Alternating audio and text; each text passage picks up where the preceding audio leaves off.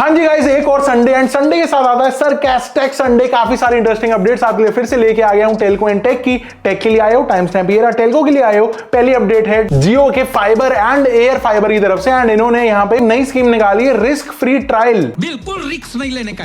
ये offer basically नए and existing users दोनों के लिए ही अवेलेबल है। एंड इसमें बोला जा रहा है कि आपका कोई रिस्क नहीं है अगर आपको इनकी सर्विस नहीं पसंद आती। 50 दिन का फ्री ट्रायल आपको मिल रहा है। एक तरीके से आप इनकी सर्विस यूज करो, ट्राई करो 50 दिन। अगर पसंद नहीं आती है तो फुल रिफंड मिल जाएगा। ये अपना राउटर उठा के ले जाएंगे, लेकिन अगर पसंद आती है तो 979 रुपीज का रिफंड आ जाएगा। तो ये 300 रुपए कहां गए ये नहीं समझ में आ रहा। बस 300 रुपए इसलिए बोल रहा हूं क्योंकि जो पेमेंट है नए यूजर या फिर एग्जिस्टिंग यूजर को at the time of availing this offer वो करनी पड़ेगी 1 2 3 4। ये मैं रैंडम नंबर्स नहीं बोल रहा हूं, 1234 रुपए का पेमेंट करना पड़ेगा, तब आपको ये रिस्क फ्री ट्रायल के अंदर मिल जाएगा। एंड क्योंकि मैंने लास्ट वीक बताया था मेरा एयरटेल फाइबर काफी परेशान कर रहा है, स्क्रोलिंग वगैरह में बार बार बफरिंग होती है, तो मैं सोच रहा हूं एक बार जियो फाइबर ट्राई कर लिया जाए। ऑल्दो लास्ट वीक के जो वीडियो है उसके ऊपर कमेंट्स बहुत सारे ये आए थे कि जियो इससे भी घटिया है, बहुत ज्यादा परेशान करता है एंड कस्टमर की कोई सुनवाई नहीं होती वहां पे। बट आई गेस मेरे पास कोई और ऑप्शन नहीं है, 50 दिन का रिस्क फ्री ट्रायल तो ले ही सकता हूं। अगली अपडेट बीएसएनएल की तरफ से, एंड बीएसएनएल ने दिसंबर के क्वार्टर में 262 करोड़ रुपीस का नेट प्रॉफिट बनाया है। एंड ये सिग्निफिकेंट नंबर है क्योंकि ऐसा फाइनली हो रहा है 17 सालों बाद। मतलब वो गाना याद आ गया, ऐसा पहली बार हुआ है 17-18 सालों में। वही एक्चुअल सही हो गया भाई। मतलब 17 साल लग गए बीएसएनएल को फाइनली प्रॉफिटेबल होने में। एंड इसमें भी आप ये देखो कि बीच में कितने सारे ईयर्स के अंदर गवर्नमेंट ने भर भर के पैसा डाला है कंपनी के अंदर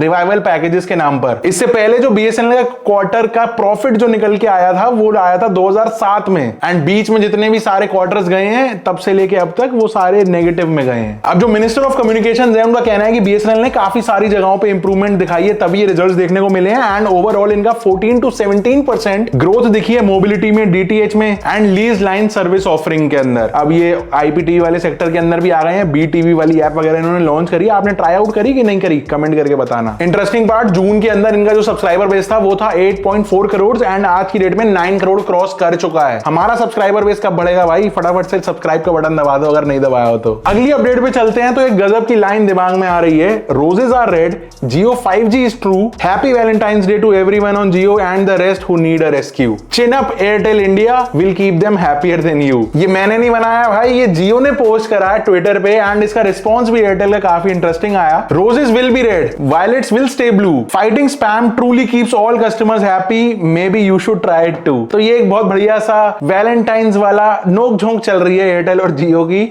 ऑन सोशल प्लेटफॉर्म्स। शायरियां चल रही हैं, बताओ कंपनियों के बीच में प्यार कितना है ना आपस में, ये तालमेल बन के रहना चाहिए, नहीं मार्केटिंग भी चलती रहे और मजे भी। अगली अपडेट पे चलते हैं तो गोवा के इलेक्ट्रिसिटी डिपार्टमेंट ने एक बहुत ही जबरदस्त रेंटल चार्ज मुंह पे फेंक के मारा है, कंपनी को चिपका दिया है जो कि है जियो डिजिटल फाइबर को 3.4 करोड़ रुपीस का। एंड एक कंपनी है जिसका नाम है Blitz global tech private limited, इनको 1.8 करोड़ रुपीस का एक रेंटल चार्ज लगा दिया है। चार्जेस ये हैं कि भाई इलेक्ट्रिसिटी पोल्स इन कंपनीज ने यूज कर लिए अपने फाइबर की तारें इधर से उधर बांधने के लिए पूरे शहर भर में, कोई परमिशन नहीं ली एंड ऐसा 5 साल से चल रहा है बिना किसी ऑथराइजेशन के। तो ये जो जितने करोड़ रुपए बताए ना ये तो सिर्फ रेंटल चार्ज है, अभी इसमें कोई फाइन या फिर पेनल्टी इंक्लूडेड नहीं है। एंड साथ में इनको 15 दिन का टाइम दिया गया है कि भैया जितने भी अनऑथराइज्ड आपने पोल्स के ऊपर सेटिंग बाजी करी हुई है इनको तुरंत हटाओ, अपनी जुगाड़ बनाओ। क्योंकि इलेक्ट्रिसिटी डिपार्टमेंट के हिसाब से बिना एनओसी या लाइसेंस के कभी ऐसे कैसे केबल किसी भी पोल पे आप टांग दोगे बिना परमिशन के। तो ऐसी सभी इलीगल केबल्स को हटाने का यहाँ पे बोला गया है। अदरवाइज बोला गया 300 रुपए पर डे का फाइन लगेगा। अब ये 300 रुपए पर पोल है या फिर ओवरऑल है, क्योंकि अगर ओवरऑल है तो कंपनियां खुशी खुशी देंगी, क्या ही है उनके लिए 300 रुपए पर डे। 10,000 रुपए में सारी सेटिंग बन गई महीने की एक तरीके से। लेकिन आई गेस ये पर पोल होगा तभी ये इतना कॉस्ट बड़ा बढ़ के आया। आपको क्या आसपास अपने इलेक्ट्रिसिटी पोल्स पे फाइबर की तारें दिखती हैं या फिर बहुत ऑर्गेनाइज्ड वे में है आपके एरिया के आसपास ये फाइबर का पूरा मैश? कमेंट करके बताना क्या सिस्टम चल रहा है आपके एरिया में ग्राउंड रियलिटी में। अगली अपडेट पे चलते हैं तो ट्राई ने ना नवंबर 2024 की एक ड्राइव टेस्ट रिपोर्ट निकाली जिसके अंदर पता चलता है कि एयरटेल ने 100% स्कोर किया है कॉल सेटअप के मामले में। लेकिन ये पूरे इंडिया की नहीं, सिर्फ तमिलनाडु की बात हो रही है। 100% कॉल सेटअप अचीव करना मतलब कि ये हो गया कि आपकी कॉल ड्रॉप्स हो गई 0। एंड ये बहुत कमेंडेबल है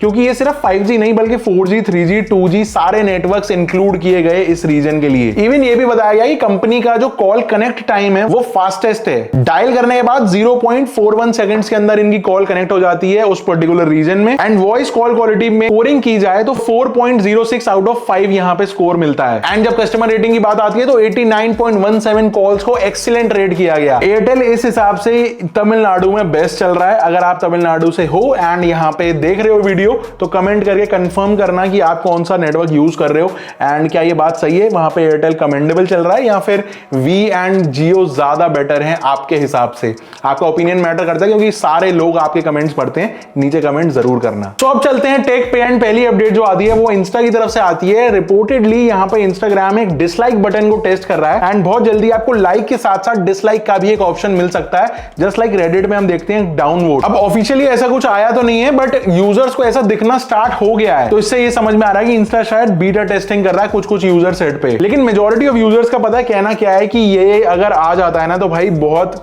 गंदी नेगेटिविटी फैलेगी, क्योंकि लड़ाइयां बहुत बढ़ जाएंगी, बुलिंग बहुत बढ़ जाएगी। तो बेसिकली यूजर्स ने इसको काफी क्रिटिसाइज किया है। लोगों के हिसाब से ये बड़ी बड़ी कंपनीज हमको लड़ते हुए देखना चाहती हैं, एक दूसरे को डिसलाइक करते हुए, लाइक करते हुए एंड मजे ये बड़े लोग सब कंपनीज उठाएंगे और यहाँ पे जो आम जनता है वो आपस में इन्हीं चक्करों में लड़के रह जाएगी। आप बताओ अगर इंस्टा पे एक डिसलाइक का फीचर आता है तो आप उसको यूज करोगे? हाँ, अगर ये एल्गो से डिसलाइक के बटन को इस तरीके से लिंक कर दें कि अगर कोई वीडियो डिसलाइक करते हैं तो उस तरीके का कंटेंट दोबारा नहीं दिखाया जाए, सिर्फ इसलिए अगर यूज करते हैं तो ठीक है, बट अगर इसका एल्गो से कोई लेना देना नहीं है तो फिर आई गेस कोई मतलब नहीं बनता यहाँ पे डिसलाइक बटन डालने का। अगली अपडेट पे चलते हैं तो व्हाट्सएप की तरफ से आती है। यहाँ पे व्हाट्सएप पे अब आप चैट को कस्टमाइज कर सकते हो काफी हद तक। पहले क्या सिर्फ बैकग्राउंड चेंज कर पाते थे, अब बैकग्राउंड के साथ साथ में आप चैट के बबल का कलर भी चेंज कर पाओगे। मतलब जैसा माहौल चल रहा है वैसा कलर बना लो, अगर अच्छा चल रहा हो तो ग्रीन चलने दो, नहीं तो रेड कर लो, जैसे हमने अपने वीडियो का चेंज किया सेगमेंट चेंज होते ही। सो बेसिकली सब चैट्स पे आप एक एक अलग अलग थीम भी लगा सकते हो, सबको सेम रखना चाहो तो वैसे कर लो, हर चैट का अलग थीम रखना चाहो, अलग बबल कलर रखना चाहो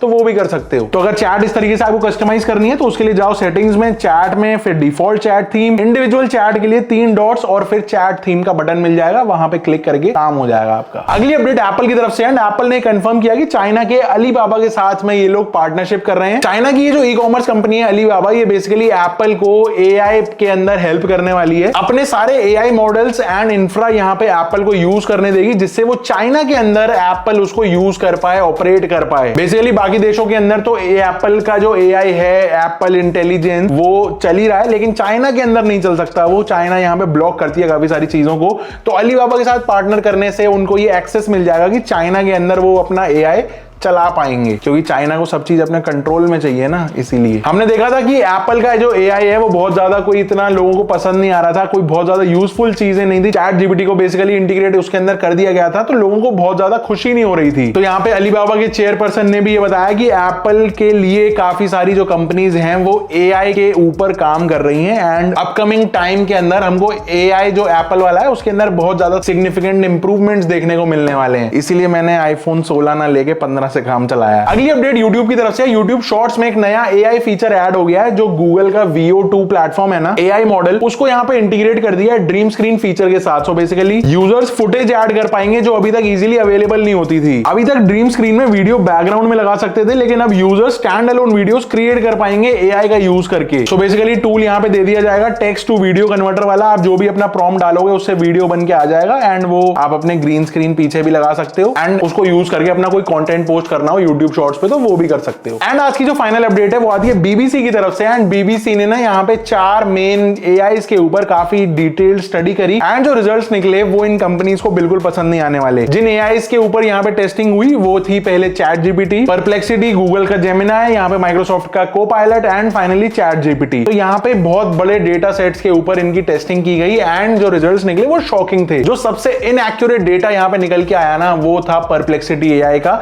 इसके बाद था गूगल जेमिनाई, इसके बाद chat GPT and finally last में कोपायलट। मतलब कि कोपायलट सबसे ज्यादा एफिशिएंट निकल के आया अगर आंसर्स देने की बात की जाए तो रिजल्ट ये निकला कि सभी तरह का डेटा यहाँ पे गलत रिजल्ट्स यहाँ पे आ रहे थे, इवन डेट्स भी। ओरिजिनल कोड्स को बदल के कुछ और ही कर दिया जा रहा था एंड कभी कभी ये एआई कुछ माइक्रो साइट से डेटा उठा के उसकी हेडलाइंस बना देते हैं। तो बेसिकली सार ये निकला कि मिसिंग कॉन्टेक्स्ट एक सबसे बड़ा यहाँ पे दिक्कत निकली जो इन सारे एआईज के अंदर यहाँ पे मिलेगी। ऑल्सो ये सोचने वाली बात है कि हमको हमको एक ऑलरेडी सेट जो फीड डेटा है एआई के अंदर वो हमको एज अ रिजल्ट दिए जा रहे हैं। एंड ये डेटा किसी और ने नहीं, इंसानों ने ही डाला है जो सिलिकॉन वैली में बैठे हुए हैं कुछ लोग। तो क्या ये सही है कि लॉन्ग टर्म एआई के रिजल्ट्स पे हम डिपेंडेबल हैं सिर्फ कुछ लोगों की थिंकिंग के ऊपर? अगर लाखों करोड़ों लोग एआई को आगे चल के यूज करने वाले हैं तो एक सेट ऑफ आंसर्स वो जबरदस्ती थोप रहे हैं हमारे ऊपर, एंड हम इतने आलसी बन चुके होंगे कि गूगल सर्च नहीं कर रहे, अलग अपनी रिसर्च नहीं कर रहे, सिर्फ एआई के ऊपर डिपेंड करके उन आंसर्स को सच मान ले रहे हैं। ये बहुत एक लफड़े वाली चीज मुझे लगी इन एआई के रिजल्ट्स को लेके।